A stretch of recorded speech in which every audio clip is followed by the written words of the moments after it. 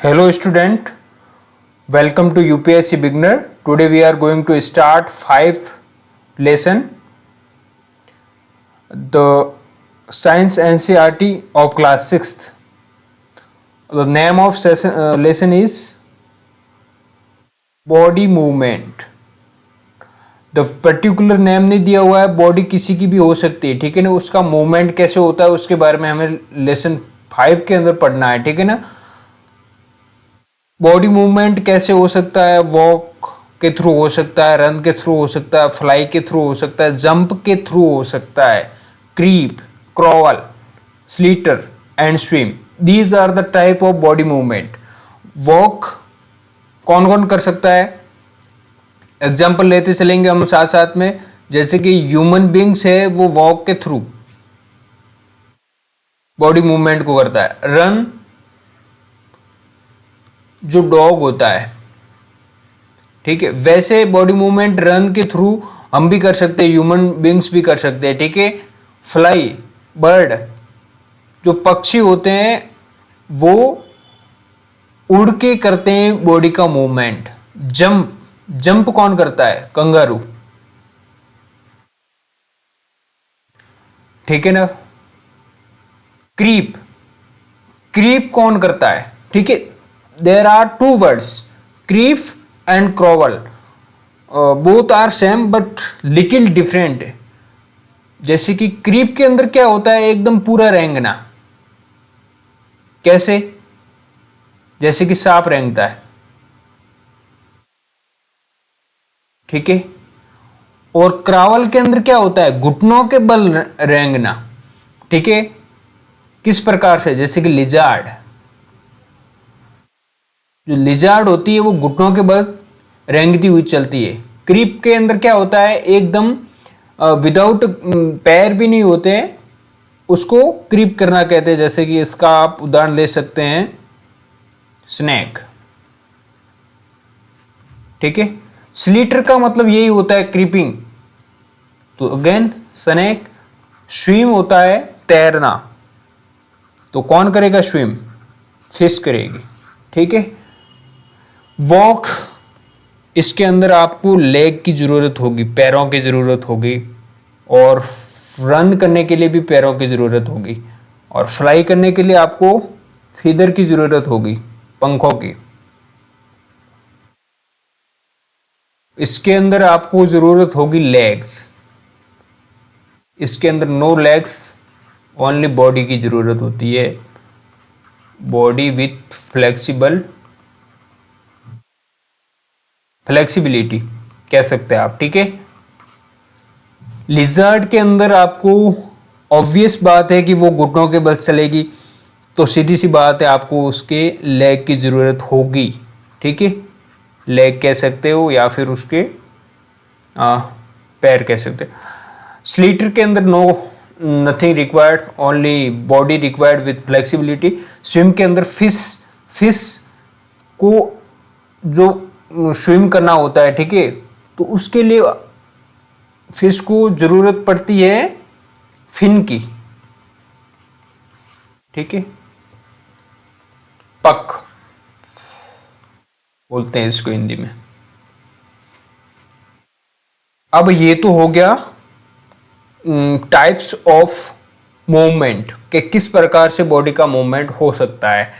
Again अब human body के ऊपर चलते हैं, ठीक है। जो human body and it's movement, human होता है, ह्यूमन के अंदर मूवमेंट किस प्रकार से होता है उसके बारे में हम पढ़ने जा रहे हो। तो मेन जो चैप्टर है ह्यूमन बॉडी के ऊपर ही है।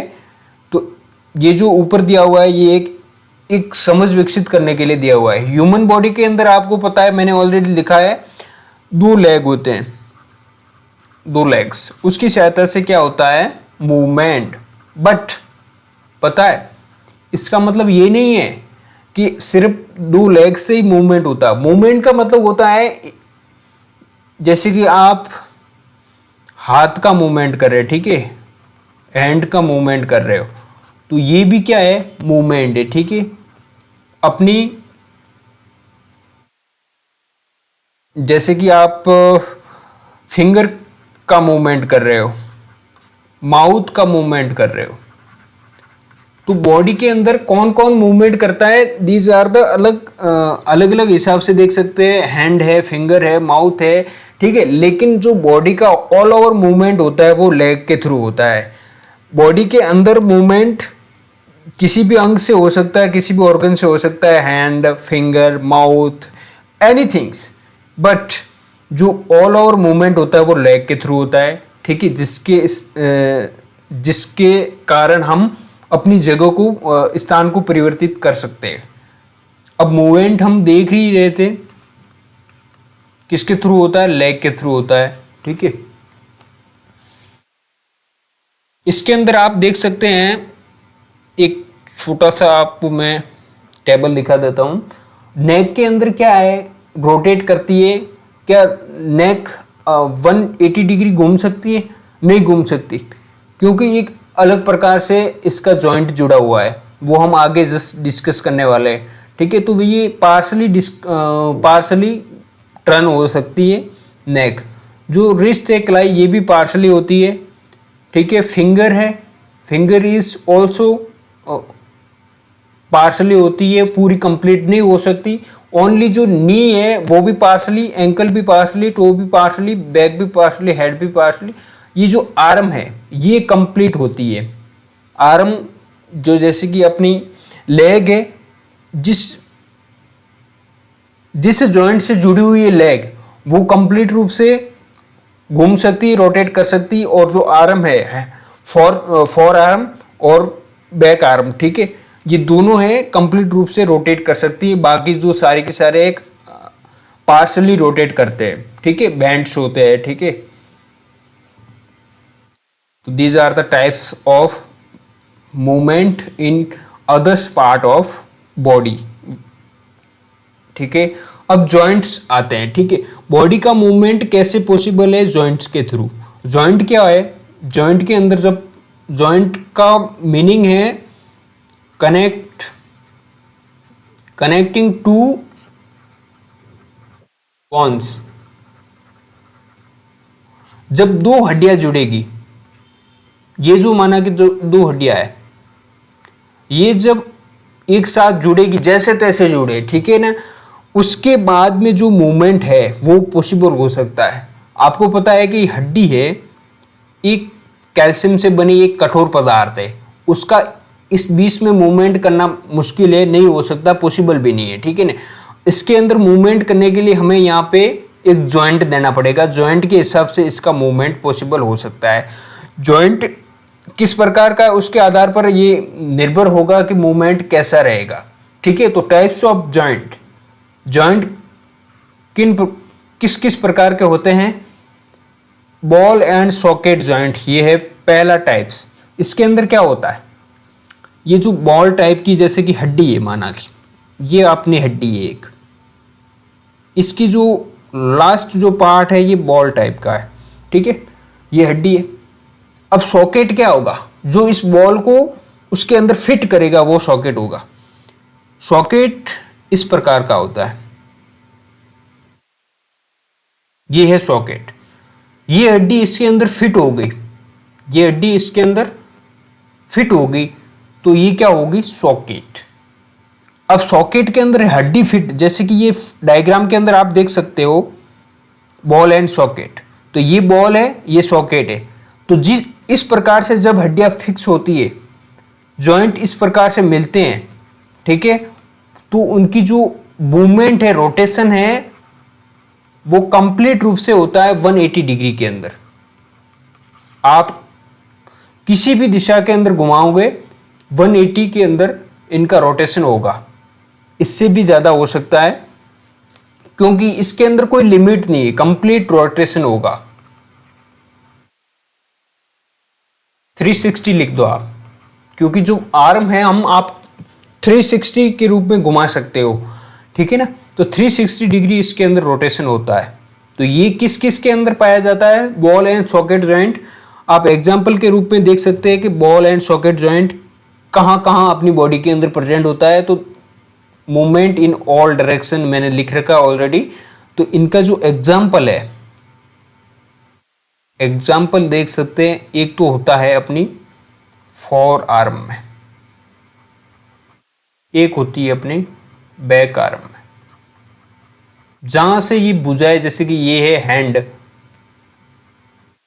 और ये लेग, जहां से जो जुड़ते हैं वहां इनका जो मूवमेंट है वो कंप्लीटली ऑल डायरेक्शन में हो सकता है। जैसे कि अपनी जो आर्म है, फॉर आर्म, जैसे हैंड को आप घुमाइए, आप हैंड घुमाते घुमाते आप मतलब ये नहीं कह सकते कि सर इतना ही घूम रहा है, ये पूरा घूम सकता है, ठीक है। अब जो सेकंड जॉइंट है वो पिवोटल टाइप्स ऑफ जॉइंट है। इसके अंदर क्या होता है, ये एक स्पेसिफिक प्रकार का जॉइंट है, ठीक है। इसके अंदर क्या होता है मैं समझा देता हूं, ठीक है। ये आपको एक्सप्लेन मैंने कर दिया है, समझ में अगर नहीं आया तो थोड़ा सा बैक कीजिए वीडियो को, देन वापस समझिए। अगर फिर भी समझ में नहीं आता है तो कमेंट में कीजिए क्वेश्चन। अब पिवोटल में क्या होता है कि एक बेस होता है, बेस किसी का भी हो सकता है, माना कि ये जो हड्डी है, ये मान लो बेस है, ठीक है। इसके ऊपर ये दूसरी हड्डी है, ये दूसरी हड्डी, इसके ऊपर ऊपर नीचे, ये ऐसे भी हो सकती है, ऐसे भी हो सकती है, ठीक है। और बैक भी हो सकती है और फ्रंट भी हो सकती है मूवमेंट। ये एक लिमिटेड मूवमेंट होता है, ठीक है ना। ये नीचे हो सकती है, ऊपर हो सकती है, ठीक है। और तो ये थोड़ी बहुत आगे हो सकती है, थोड़ी बहुत पीछे हो सकती है। तो इस प्रकार से ये जो मूवमेंट है ये पिवोटल मूवमेंट कहलाता है। ये पिवोटल मूवमेंट या फिर पिवोटल जॉइंट है, इस प्रकार से जो जॉइंट बना है, ठीक है ना, हड्डियों का, वो कहाँ कहाँ अपनी बॉडी के अंदर प्रेजेंट है। मैं आपको एक बार एग्जांपल लेके दिखा सकता हूँ। डायग्राम के ऊपर आ जाइए आप, डायग्राम में देख सकते हैं पिवोटल जॉइंट कहाँ प्रेजेंट है, ये अपनी नेक के अंदर प्रेजेंट है। कहाँ एग्जाम्पल बहुत ही इंपॉर्टेंट है एग्जाम के पर्सपेक्टिव से, आप याद रखिएगा। यहां अपनी आर्म जो हैंड है और लेग है, जहां से कनेक्ट होता है वहां ball and socket joint present होता है। इसके अंदर ये नेक के अंदर प्रेजेंट होता है, ठीक है। नेक को आप साइड में घुमा सकते हो, both are left and right side, and ऊपर और नीचे घुमा सकते हो, ठीक है।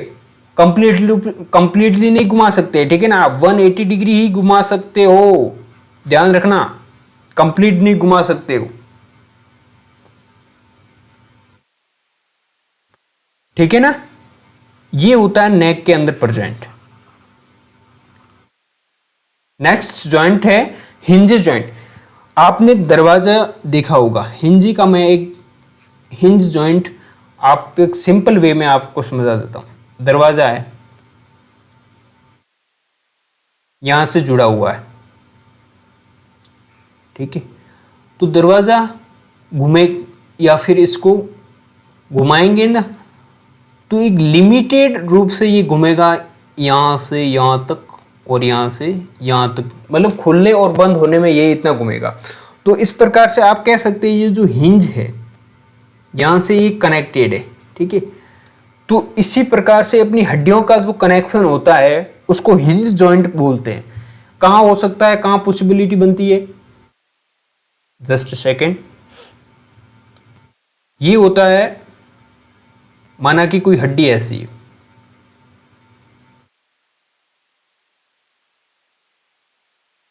ठीक है ना। अब यहां पे आपको दूसरी हड्डी सॉरी,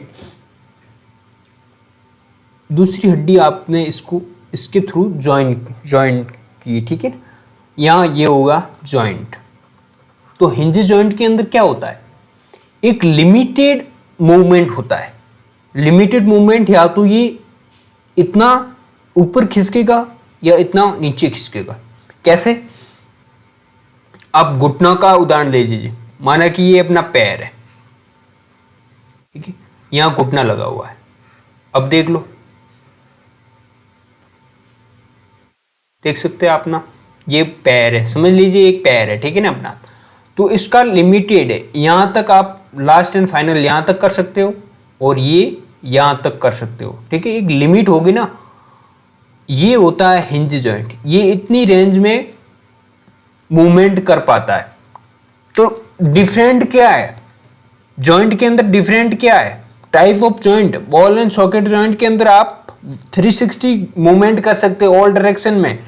पिवोटल जॉइंट के अंदर आप एक पर्टिकुलर वे में मूवमेंट कर सकते हो, front, back and left and right, ठीक है। पिवोटल के अंदर एक बेस के ऊपर जॉइंट हड्डी जुड़ी हुई होती है। और अब हिंज जॉइंट के अंदर एक पॉइंट पे हड्डी जुड़ी हुई होती है, लेकिन उसका जो मूवमेंट एरिया है वो फिक्स होता है। जैसे कि इन्होंने एक एग्जांपल के थ्रू भी समझाया है, देख सकते हैं आप। इसका जो डायरेक्शन या फिर रेंज है घूमने की, ये एक लिमिटेड है, लिमिटेड रेंज ऑफ मूवमेंट किसमें पाया जाता है?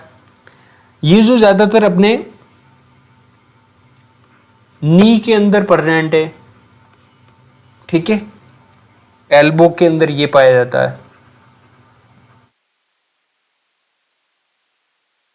अपनी जो फिंगर है, फिंगर के अंदर भी यही होता है। तो these are the example of. अब आता है नेक्स्ट, आता है फिक्स्ड जॉइंट। अब देख लीजिए जॉइंट, ये जो जॉइंट है उसके थ्रू क्या मूवमेंट हो रहा था, ऊपर सभी में मूवमेंट हो रहा था। मूवमेंट किसके थ्रू हो रहा था? मूवमेंट हो रहा था जॉइंट के through.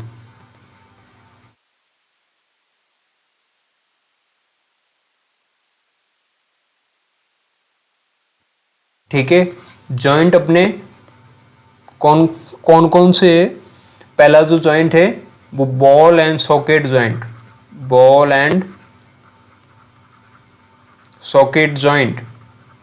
Second one is pivotal, third one is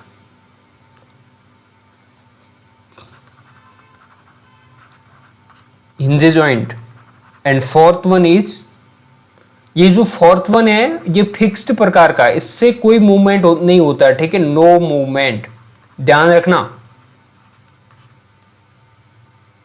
देख लो आपने ये, जैसे कि आप एग्जाम्पल के थ्रू एक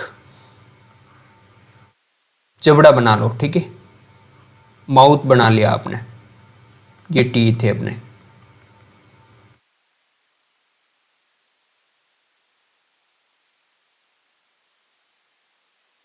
ये बूजों का माउथ है, ठीक है।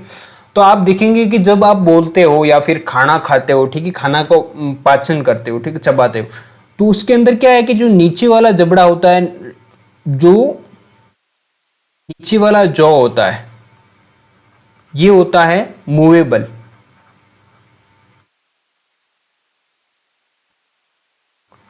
बट जो ऊपर वाला है, अपर जॉ, ये होता है लोअर जॉ। अपर जॉ है वो है फिक्स्ड। क्यों फिक्स्ड है? इसका रीजन है कि वो जुड़ा हुआ है, अपनी जो ऊपर जो स्कल है, स्कल से एकदम फिक्स्ड जॉइंट से कनेक्टेड है, कनेक्टेड विथ अपर जॉ है वो कनेक्टेड विथ स्कल।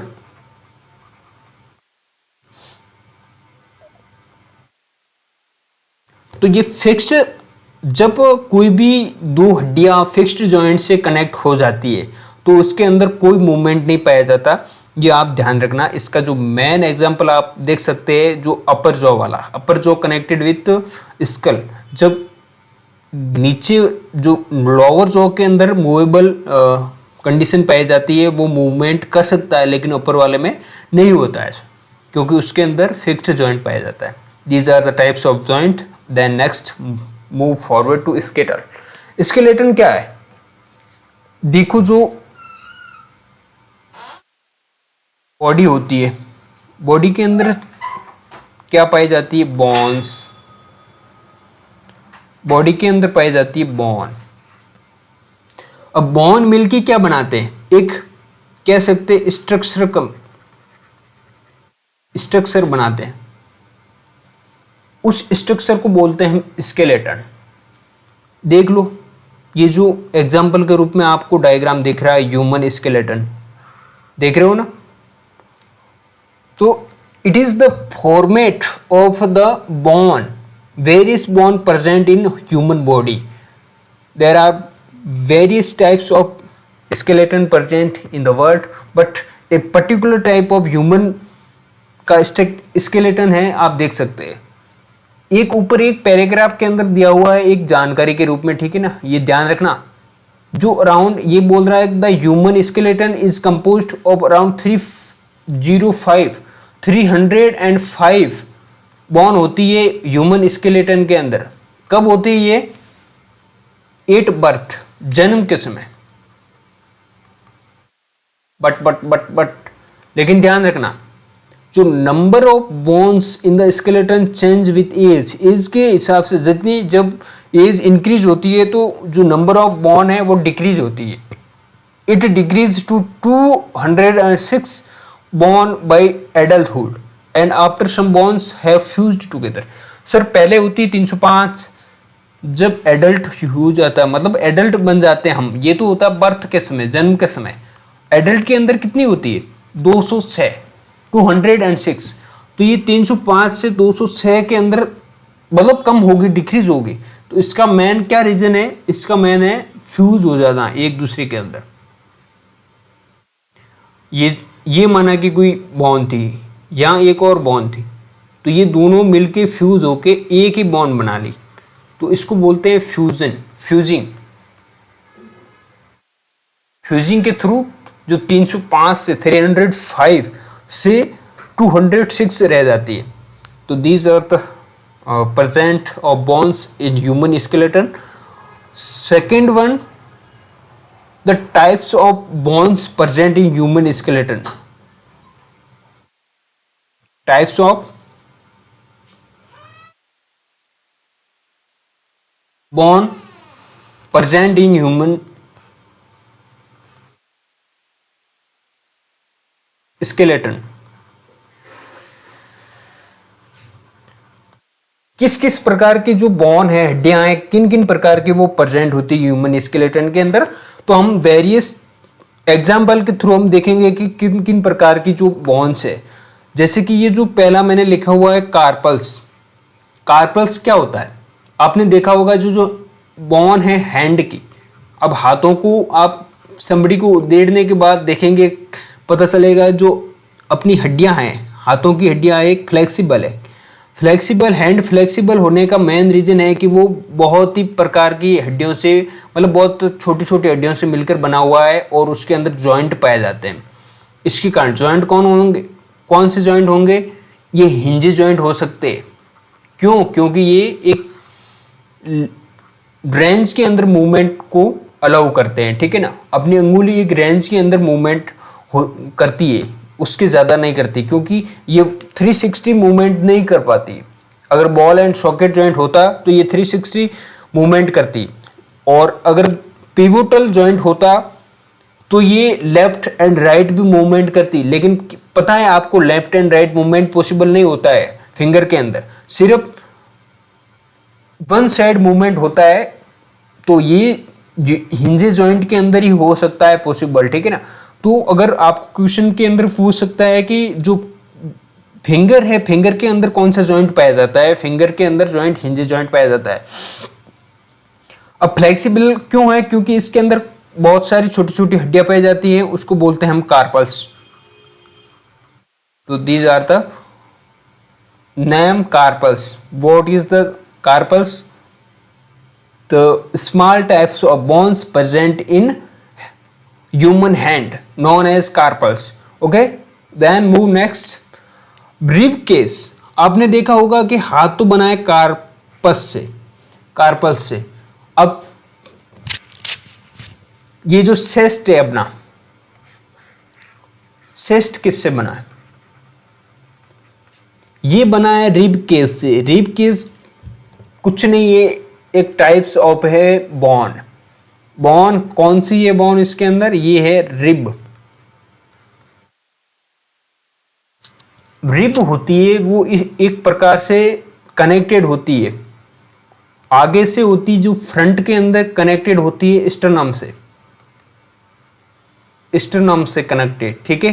और जो बैक से बैक में कनेक्ट होती है कहां से, बैकबोन से।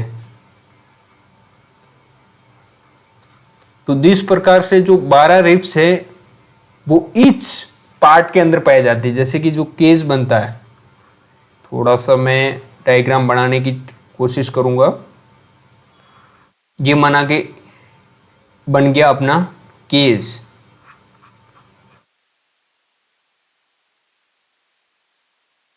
ठीक है ना। तो ये एक साइड में, वन साइड के अंदर कितनी 12 रिब्स पाई जाती है। तो टोटल रिब्स कितनी हुई, टोटल 24 रिब्स हुई। ध्यान रखना, याद रखना कि टोटल ह्यूमंस के अंदर कितनी, ह्यूमन बीइंग्स के अंदर कितनी रिब्स पाई जाती है, 24। अगर कितने जोड़ों के अंदर पाई जाती है तो 12 जोड़ों के अंदर, एक जोड़े एक पेयर के अंदर 2 रिब्स होती है। अब आगे चलते हैं हम। ये जो बड़ी हड्डी है ना जिससे ये रिब्स आगे से जुड़ी हुई होती है, ये स्टर्नम कहलाती है, स्टर्नम। अब बैकबोन है, वर्टिब्री। बैकबोन क्या है, जो ये आप ये देख सकते हैं आप डायग्राम के अंदर, ठीक है ना। रीढ़ की हड्डी बोलते हैं हिंदी के अंदर। तो बैकबोन होती है, ये एक छोटे छोटे हड्डियों से मिलकर बनी हुई होती है। ध्यान रखना, बैकबोन छोटी छोटी हड्डियों से मिलकर बनी होती है, उसको बोलते हैं हम वर्टिब्री। तो वर्टिब्री की कितनी संख्या होती है, 33 vertebrae are present in backbone of human beings. Okay, तो आपको ये ध्यान रखना है बैकबोन के अंदर कितनी वर्टिब्री प्रेजेंट होती है, ठीक है। Just a second, I just want to check recording is on और ऑफ।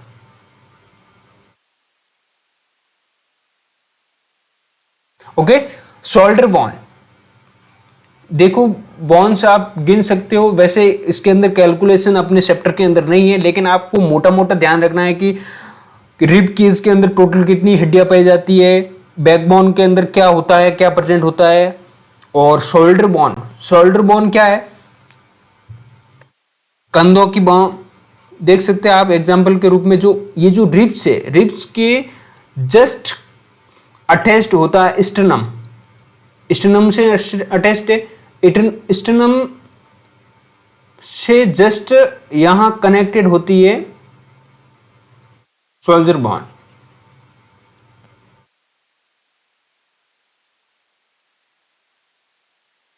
यहां पे डायग्राम के रूप में देख सकते हैं, ये जो है ना, ये है अपनी शोल्डर बोन, ठीक है।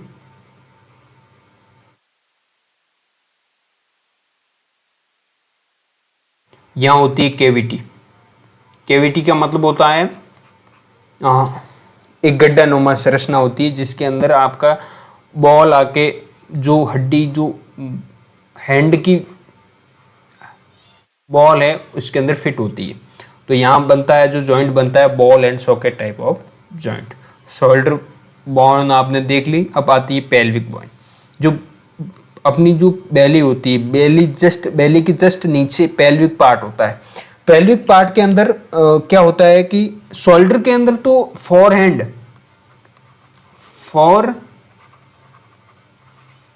हैंड की जो हड्डी है वो आके मिलती है, जुड़ती है, ज्वाइंट करती है, ठीक है ना। पेल्विक बोन के अंदर क्या है, बैक हैंड,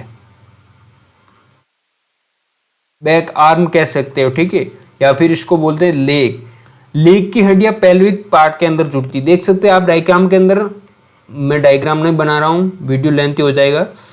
देखो इसके अंदर ये यहां पे है, यहां पे क्या है, कैविटी का मतलब होती है जगह जहां पे ये this types of structure is called as ball type. तो बॉल टाइप स्ट्रक्चर फिट हो सके उसके अंदर, तो जब कैविटी और बॉल टाइप स्ट्रक्चर फिट होते हैं तो ये बनता है जॉइंट। किस प्रकार का, ball and socket joint, ball and socket joint. Okay, तो पेल्विक बोन्स क्या है, pelvic bones present in pelvic zone and these allow to connect with back arm bones, ठीक है। अब आता है स्कल के इसके अंदर डिवाइडेशन नहीं किया हुआ है, देख लो। स्कल के अंदर फिक्स्ड जॉइंट के थ्रू सारी की सारी हड्डियां आपस में जुड़ी हुई होती हैं। तो इस ये जो रिब है, रिब की कितने हड्डियों से मिलकर बना होता है, बैकबोन क्या है, बैकबोन किन से बनी होती है, शोल्डर क्या है, नहीं शोल्डर बोन्स क्या है, ठीक है, और ये किसको जोड़ने में सहायता करता है और किस जॉइंट के थ्रू ये जोड़ता है। पेल्विक है, पेल्विक एरिया के अंदर जो लेग की बोन आती है वो जुड़ती है, वो किस जॉइंट के थ्रू जुड़ती है, तो ये ध्यान रखना, ball and socket joint. Next चलते हैं कार्टिलेज। देखो आपने ये जो एग्जांपल दे रखा है, डायग्राम कहीं से आप अगर आपको समझ में नहीं आ रहा है तो डायग्राम देख सकते हैं। आपने पाया होगा कि जो ईयर होता है, ईयर का जो ऊपर वाला पार्ट है वो न तो ज्यादा कठोर होता है और ना ही ज्यादा स्मूथ होता है, एक मिडल कह सकते हैं, मिड कैरेक्टर रखने वाला होता है। तो इसका रीजन क्या है कि वो कार्टिलेज से बना हुआ है। कार्टिलेज का मीनिंग है कि ये है, जस्ट ए सेकेंड, कह सकते हैं कि आप बोन होती है और मसल्स होती है, इन दोनों का मिड पार्ट कह सकते हैं कार्टिलेज। कैसे? थोड़े बहुत मसल्स के की इसके अंदर प्रॉपर्टी है, थोड़ी बहुत बोन की है, क्योंकि ज्यादा अगर बोन की होगी तो ये कठोर ज्यादा हो जाएगा, ज्यादा मसल्स की होगी तो ये स्मूथ ज्यादा हो जाएगा, ठीक है। जो ईयर लोब है, जिसे ये सबसे नीचे वाला पार्ट, ये ईयर लोब कहलाता है। ईयर लोब मसल्स से बना होता है, ठीक है, तो इसके अंदर ज्यादा वो स्मूथ होता है। ये जो ऊपर वाला पार्ट है उसको बोलते हैं upper part of the year has cartilage, तो वो कार्टिलेज से बना हुआ। अब मसल्स, मसल्स आपको पता है ये मसल्स बनती है, हमने फर्स्ट लेसन के अंदर पढ़ा था, मसल्स बनती है किससे? फाइबर से। फाइबर से नहीं बनती, लेकिन फाइबर एक रोल अदा करता है, ठीक है। अभी मैंने लिखा है कॉन्ट्रैक्शन, मसल्स है, ये मसल्स है, आपके चैप्टर के अंदर नहीं दिया हुआ है कि कॉन्ट्रैक्शन की जो एक्टिविटी कैसे होती है, लेकिन एक सिंपल एग्जांपल दिया हुआ है कि आप कॉन्ट्रैक्ट करवाइए, ये मसल्स है, जब आप इसको कॉन्ट्रैक्ट करेंगे, ठीक है ना, कॉन्ट्रैक्ट करेंगे तो ये जो मसल्स के जो उसके अंदर जो मसल्स यूनिट पाई जाती है वो पास पास आ जाएगी, कॉन्ट्रैक्ट हो जाएगा उनका। वैसे अब तो क्या है, अब दूर है, दूर दूर है, लेकिन जब आप कॉन्ट्रैक्शन करेंगे, ठीक है ना, कॉन्ट्रैक्शन, तो ये आ जाएगी, मसल्स यूनिट होती है वो पास पास आ जाती। तो यहां लिखा हुआ है when contracted the muscles become shorter, shorter मतलब जब लंबी थी इतनी वो एकदम छोटी हो गई। स्टीफर एंड थिकर, ये भाई जब दूर दूर थे, ठीक है, अलग अलग दूरी पे थे, तो ये क्या है कि पतली थी, ठीक है, थिन थी, लेकिन जब पास पास आएंगे तो अब ये अपने आप ठीक हो जाएगी, दिस बिकम ठीक, ये थी thin. It pulls the bond, ये क्यों इंपोर्टेंट है? क्योंकि जब ये जो कॉन्ट्रैक्ट होता है ना, कॉन्ट्रैक्ट करेंगे तो ये पास पास में आएगी, पास पास में आएगी, तो इससे क्या है कि जो मसल्स होती है, muscles always connected with, always attached with bone, bone से जुड़ी हुई होती है। जैसे कि ये बॉन है, ठीक है, तो यहाँ मसल्स होगी आसपास हो, ऊपर हो, नीचे हो, ठीक है ना, जैसे तैसे जहां भी हो मसल्स पाई जाती है। जब ये कॉन्ट्रैक्शन करेगी, ठीक है, ये इनका कॉन्ट्रैक्ट होगा, तो ये जो बॉन है, बॉन के अंदर मूवमेंट होगा। तो हमें बॉन का मूवमेंट बहुत जरूरी है, क्योंकि बॉन की मूवमेंट से ही क्या होता है, स्केलेटन का मूवमेंट। स्केलेटन का मूवमेंट मींस ह्यूमन बॉडी का मूवमेंट, ठीक है, उससे ही ह्यूमन बॉडी चल सकती है। अब आता है गेट्स ऑफ एनिमल्स। देख सकते हैं ह्यूमन बॉडी के अंदर हम मूवमेंट देख सके, तो एनिमल्स के अंदर कैसे होता है वही मूवमेंट्स इन एनिमल। जरा आप सोचिए, 1 मिनट में देता हूं आपको कि एनिमल के अंदर मूवमेंट कैसे होता है।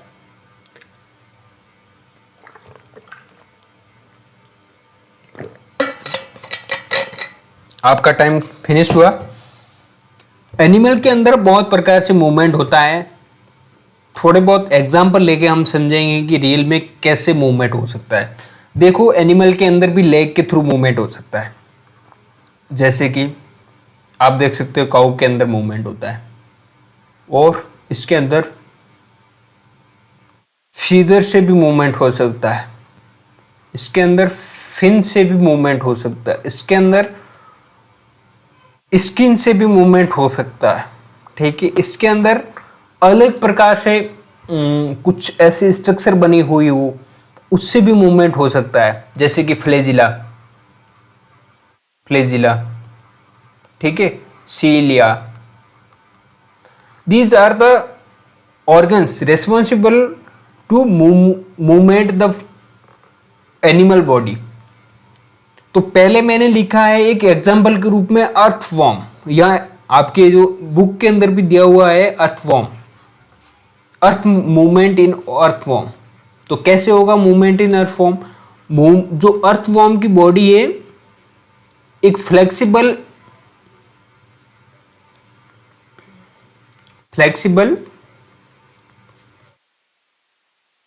टिश्यू से बनी होती है। तो उससे क्या होता है, ये जो अर्थवॉर्म की जो बॉडी है, मैं आपको थोड़ा सा अच्छे से डायग्राम बना के समझा देता हूं। आपने कभी अर्थवॉर्म को अगर ऑब्जर्व किया होगा, ठीक है, ये माना कि अर्थवॉर्म है, तो इसकी जो बॉडी है एक अलग प्रकार से डिवाइडेड होती है रिब्स के अंदर। तो ये क्या करेगा, जब भी मूवमेंट करना होगा तो यहां से ये कॉन्ट्रैक्शन करेगा, कॉन्ट्रैक्शन, ठीक है। कॉन्ट्रैक्शन करेगा मीन्स ये जो है सब पास पास आ जाएंगे, ठीक है। दूसरा डायग्राम बना देता हूं ताकि आपको अच्छे से थोड़ा समझ में आए। कॉन्ट्रैक्शन किया तो ये सब पास पास आ गए, ठीक है, और ये दूर दूर रह गए। अब क्या करेगा, अब क्या करेगा, अब ये कॉन्ट्रैक्शन किया है तो इसका मतलब ये आगे से नहीं किया है। अगर इसको आगे जाना है, इस साइड जाना है, ठीक है ना, तो ये जो कॉन्ट्रैक्शन हुआ है ये पूरी बॉडी इस तरफ खींच के इसने किया है। अब वापस ये जो पीछे वाला पार्ट है इसको स्टेबल रखेगा और फिर इसको फैलाएगा, ठीक है। तो इस प्रकार से ये कॉन्ट्रैक्शन के थ्रू, ये देखो यहां लिखा हुआ है this makes it move forward by small distance repeating such muscles expansion and contraction. तो ये एक बार तो कॉन्ट्रैक्शन करेगा, फिर इसके बाद में ये क्या करेगा, एक्सपांशन, एक्सपांशन करेगा। तो ये जो ये बॉडी है यहां तक आ जाएगी, फिर वापस इसका कॉन्ट्रैक्शन होगा, या एक्सपेंशन होगा, कॉन्ट्रैक्शन एक्सपेंशन। जो रिपीटेड कॉन्ट्रैक्शन और एक्सपेंशन इसके अंदर पाया जाता है, ठीक है ना। तो जो अर्थवॉर्म के अंदर किस प्रकार से मूवमेंट होता है आप देख चुके। अब स्नेल होता है। स्नेल क्या है, एक कठोर कार्बोनेट के एक कवच के रूप में ये बंद रहता है, ठीक है। ये बाहर, जैसे कि ये जो इसका मुंह है, पैर है वगैरह है, इसके बाहर ये बाहर नहीं निकालता है, ठीक है ना।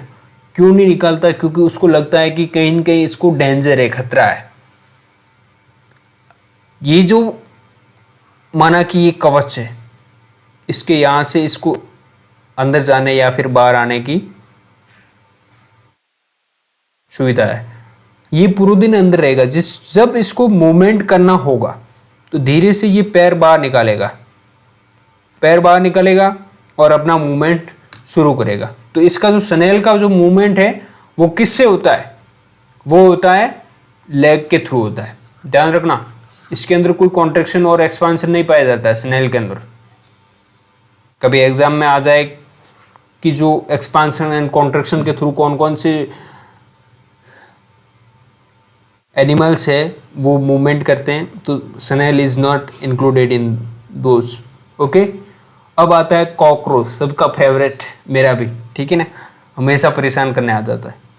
तो कॉकरोच मूवमेंट कैसे करता है? आपने देखा होगा कि कॉकरोच के अंदर लेग्स होते हैं, ठीक है, लेग्स के थ्रू मूवमेंट होता है। लेकिन पता है कॉकरोच के अंदर फीदर भी पाए जाते हैं, पंख भी होते हैं, उससे ये फ्लाई भी करता है। ये वॉक तो करता ही है, फ्लाई भी करता है, ठीक है, ध्यान रखना। बर्ड्स है, बर्ड्स के अंदर आपको पता ही है फीदर पाए जाते हैं, फीदर के ये थ्रू फ्लाई करते हैं। लेकिन इसके अंदर पता है लेग भी पाए जाते हैं, तो ये वॉक भी करते हैं, ठीक है। फिश के अंदर क्या फिन पाए जाते हैं, फिन के थ्रू ये करते हैं क्या, ये स्विम करते हैं, ठीक है, ध्यान रखना। अब एक टर्म आया है फिश के रेफरेंस के अंदर यूज किया हुआ, स्ट्रेम्ड लैंड। क्या होता है पता है? जो फिश की जो आपने शेप देखा होगा फिश का, मैं बनाने की कोशिश करता हूँ। मान लो कि फिश का शेप बनाने की आपको कह दी जाए, ठीक है, ये माना कि फिश है, जैसे तैसे बनी है, ठीक ही बनी है।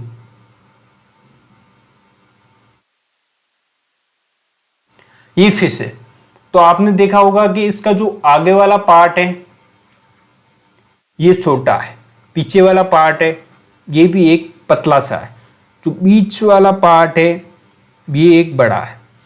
तो इस पार्ट को हम, जैसे कि एक मैं डायग्राम छोटा सा बना लूं, ये कंडीशन होती है। इस कंडीशन से बनी हुई फिश क्यों होती है? पीछे वाला कॉन्ट्रैक्टेड, कॉन्ट्रैक्टेड, एक्सपांडेड, ठीक है। इसका रीजन है कि ये जो जल के अंदर है, वाटर के अंदर आराम से स्विम कर सके। जो ये कंडीशन होती है इसको स्ट्रीमलाइंड कंडीशन बोलते हैं, ठीक है। स्ट्रीमलाइंड कंडीशन के थ्रू ये स्विम करने में इसको काफ़ी हेल्प मिलती है, ठीक है ना। तो स्ट्रीमलाइंड क्या है आपको समझ में आ चुका होगा। अब लास्ट एंड फाइनल टॉपिक है अपना, हाउ डू स्नेक मूव, ठीक है। स्नेक का मूवमेंट कैसे होता है? तो स्नेक का मूवमेंट लूप के थ्रू होता है, ठीक है। ये वैसे स्लीथर है, स्लीथर के रूप में ये मूवमेंट करते हैं। स्लीथर का मतलब होता है रेंगना। कैसे रेंगते? ये मूवमेंट करते हैं, लूप बनाते हैं। जैसे कि केंचुए के अंदर क्या देखा था आपने? केंचुए के अंदर कॉन्ट्रैक्शन और एक्सपांशन देखा था। लेकिन ये जो क्या करेगा, ये एक्सपांशन वगैरह कुछ नहीं करता है, ठीक है। ये लूप बनाता है, लूप बनाता है मतलब यहां से ये कॉन्ट्रैक्ट लूप का करेगा, लूप के अंदर कॉन्ट्रैक्शन करेगा। जैसे कि ये मैं एक एग्जांपल देके समझा देता हूं। ये कॉन्ट्रैक्शन हुआ लूप के अंदर, ठीक है, ये यहां कॉन्ट्रैक्शन हुआ, फिर क्या करेगा, ये वापस एक्सपांशन करेगा लूप का, ठीक है। तो ये बॉडी है यहां से यहां तक आ गई, ठीक है। तो इस प्रकार से ये लूप के थ्रू क्या करता है, लूप के थ्रू करता है एक्सपेंशन प्लस कॉन्ट्रैक्शन, ठीक है। देन इसका होता है movement. Okay, next yoga for better days. तो जो अपना चैप्टर है लगभग कंप्लीट हो गया है। इसके अंदर मेजर क्या क्या पढ़ना था अपन को, मेजर मूवमेंट है उसका ही अपन को पढ़ना है। वॉक के थ्रू होता है, रन के थ्रू होता है, फ्लाई करते हैं, जंप करते हैं, क्रीप करते हैं, क्रॉवल करते हैं, स्लीटर करते हैं एंड स्विम करते हैं, ठीक है। मूवमेंट जॉइंट के थ्रू होता है, ठीक है। जॉइंट के कितने प्रकार होते हैं? जॉइंट के 4 प्रकार के होते हैं, ठीक है। स्केलेटन क्या है, कार्पल्स क्या है, रिब कीज क्या है, बैकबोन क्या है, शोल्डर क्या है। These are all the topics of today's concern, ठीक है। Yoga for better health. अब योगा डे यहाँ पे एक कॉलम के अंदर लिखा हुआ है, तो अपने लिए ये इंपॉर्टेंट हो जाती है कि ये हमें पढ़ना ही है, क्योंकि एनसीईआरटी से क्वेश्चन पूछते हैं तो इन कॉलम का भी काफी ध्यान रखना पड़ता है अपन को, ठीक है। तो योगा डे कब मनाया जाता है? एक तो 21 जून को मनाया जाता है। ये June international day of yoga, international day of yoga 21 June को मनाया जाता है। बेटर हेल्थ कैसे करेगा?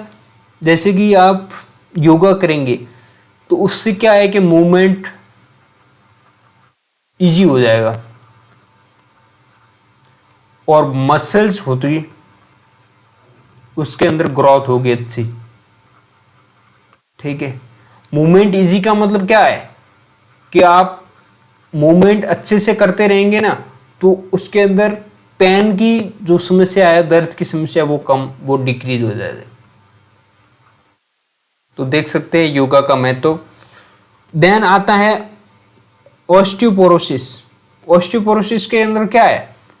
हड्डियां कमजोर हो जाती, बोन बिकम्स वीक, ठीक है ना। इसके अंदर बोन हो जाती है भैया कमजोर। तो आपको देखना है कि बोन को कमजोर नहीं करना है, ठीक है। ऑस्टियोपोरोसिस से बचने के लिए हमें क्या करना पड़ेगा? योगा करो, रन करो, जॉगिंग करो, ठीक है ना, एक्सरसाइज करो, जो भी आपके लिए बेस्ट है, ठीक है ना। ऑस्टियोपोरोसिस ध्यान रखना, इन विच क्या होता है, बोन कमजोर किस रोग के अंदर होती है? तो ऑस्टियोपोरोसिस के अंदर ये हड्डियां कमजोर हो जाती हैं। नेक्स्ट, ये जो अपने हैं कीवर्ड हमने ऑलरेडी पढ़ चुका। बैकबोन है, पढ़ लिया। Ball and socket joint, bristles, cartilage, cavity पढ़ लिया। Fixed joint, gaits of animals, hinge joint, muscles, outer skeleton. Outer skeleton का मतलब यही है, स्केलेटन बना हुआ है। स्केलेटन किससे बना है? बोन से, ठीक है। ये माना कि कोई बोन से, ये कोई रेप्टाइल्स का कोई बना हुआ है स्केलेटन। जो आउटर स्केलेटन का मतलब है इसके ऊपर जो बाहरी जो स्किन वगैरह पाई जाती है उसको बोलते हैं आउटर स्केलेटन, ठीक है ना। तो डोंट वरी कि सर स्केलेटन, आउटर स्केलेटन क्या होता है, ठीक है। तो ये बाहरी स्किन है या कुछ अलग, जैसे कि नाखून वगैरह पाए जाते हैं, ये आउटर स्केलेटन के अंदर आते हैं। पेल्विक बोन्स पेल्विक जॉइंट के थ्रू जुड़ती है, ठीक है ना। पिवोटल जॉइंट, रिब है, रिब केज पढ़ लिया। शोल्डर बोन पढ़ लिया, स्केलेटन पढ़ लिया। स्ट्रीमलाइन हमने पढ़ा था किसके संदर्भ में? फिश के संदर्भ में। तो ये हो गया अपना लेसन कंप्लीट। ये आप समरी एक बार पढ़ लेना, क्योंकि वही जो हमने पढ़ा है ये वही है। तो अब आपने वीडियो पूरा देखा है, एक्सरसाइज खुद कीजिए, ठीक है। अगर कुछ समझ में नहीं आए तो फिर क्वेश्चन अपने कमेंट बॉक्स में पिन कीजिए कि हाँ सर ये क्या मैटर था, ये मुझे समझ में नहीं आया, एक बार रिपीट कीजिए, समझाइए। ये भैया लिखा हुआ है थैंक यू फॉर वॉचिंग, ठीक है। आपने वॉच किया, थैंक यू, इसके लिए आपको लिखा हुआ है, ठीक है। लाइक करो, शेयर करो, सब्सक्राइब करो, ये भी लिखा हुआ है। जो आपको करना है वो करो, लेकिन आपको ये करना है कि आपको लेसन याद होना चाहिए, लेसन कंप्लीटली याद होना चाहिए। धीरे धीरे आपको यूपीएससी के अंदर ग्रोथ करनी है, ठीक है ना। ये शुरुआत है। कोई बोलता है कि सर शुरुआत कैसे करें? अरे ये शुरुआत हो गई अपनी, ठीक है ना। जो पीछे रहेंगे वो पीछे ही रहेंगे, ठीक है। Thank you for watching, thank you, all the best. याद कीजिए, रिवाइज कीजिए, ओके।